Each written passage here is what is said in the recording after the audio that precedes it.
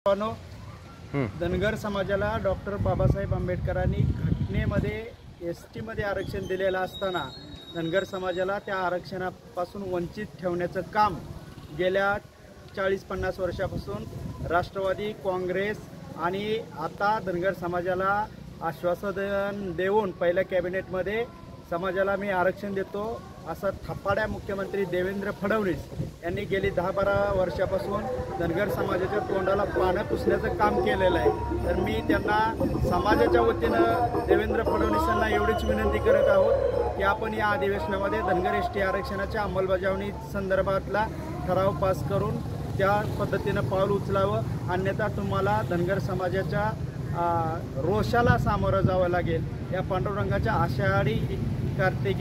आषाढीच्या या वारीला तुम्हाला येण्यासाठी धनगर समाजाचा विरोध असेल आणि धनगर समाज गणमेकाव्यानं तुम्हाला विरोध करणार आणि त्या विरोधाला सामोरं जावं लागणार एवढंच समाजाच्या वतीनं सांगतो। आणि दुसरी गोष्ट, मी पांडुरंगाच्या चरणी प्रार्थना करेन की या देवेंद्र फडणवीसाला आणि जे समाजाची दलाली करतायत अशांना पांडुरंग सद्बुद्धी देवी एवढीच प्रार्थना करतो आणि थांबतो।